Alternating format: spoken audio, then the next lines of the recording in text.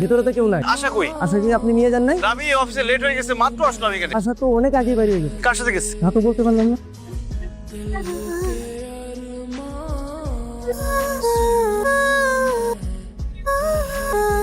আশা কোথায় ছিলাম তুমি? আশা আমার সঙ্গে ছিল, আমি একটু ঘুরলাম, অনেক মজা করলাম না? আপনার কি কোনো কমন সেন্স নেই? আপনি কিভাবে আমাকে না জানিয়ে আমার মেয়েকে স্কুল থেকে নিয়ে গেলেন? ওকে আমি কত জায়গায় খুঁজেছি, না পেয়ে আমি পাগলের মতো হয়ে গেছি। আপনি তো একটা ফোন করতে পারতেন আমাকে। আশার খুব মন খারাপ হচ্ছিল, এর জন্য ওকে ঘুরতে নিয়ে গেছি। আমার মেয়েকে নিয়ে আপনারা তো ভাবতে হবে না। আপনি টিচারের মতো থাকবেন। এরপর আর কোনোদিন আমার মেয়েকে নিয়ে কোথাও যাবেন না। চলো মা।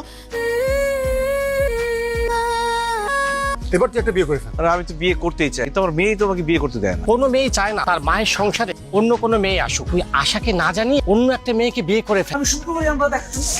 কি ব্যাপার আশা? কেন বাইরে এলে কেন? তুমি সিগারেট খাচ্ছ কেন? তোমাকে না না করেছি সিগারেট খেতে। আর কোনোদিন সিগারেট খেয়ে তোমার খবর আছে। আপনারা আমার বাবার সাথে মিশবেন না। ওরা আমার বন্ধু। ওনারা পচা, তোমাকে ওনারা বিয়ে করতে বলে। আপনারা দাঁড়িয়ে আছেন কেন? তাহলে আপনাদের গায়ে আমি পানি ঢেলে দিব। তোর মেয়ে অনেক ডেঞ্জারাস, ওর বিয়ে শাদী হবে না। আমরা চল চল।